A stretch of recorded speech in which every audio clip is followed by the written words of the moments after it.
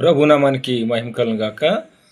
చాలామంది త్రిత్వం లేదు, త్రిత్వం అనే పదం బైబిల్లో లేదు అని త్రిత్వాన్ని వ్యతిరేకిస్తూ ఉంటారు.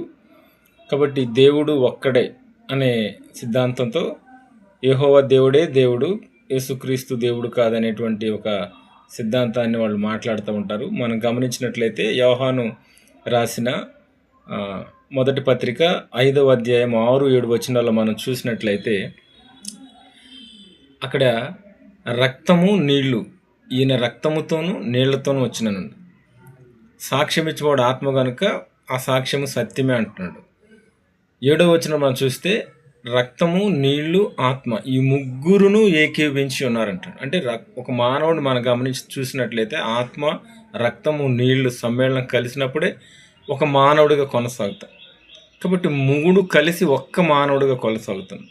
అలాగే తండ్రి, కుమారుడు, పరిశుద్ధాత్ముడు ముగ్గురు కలిసి, అక్కడ రక్తము, నీళ్లు, ఆత్మ మూడు అనలేదు, ముగ్గురు ఏకీవించి అన్నారు. కాబట్టి త్రిత్వం అంటే మూడు కలిసిన దాన్ని త్రిత్వము అంటాం. అది భాషాపరమైన అవగాహన, ఒక పర్యాయ పదం అనుకోవచ్చు.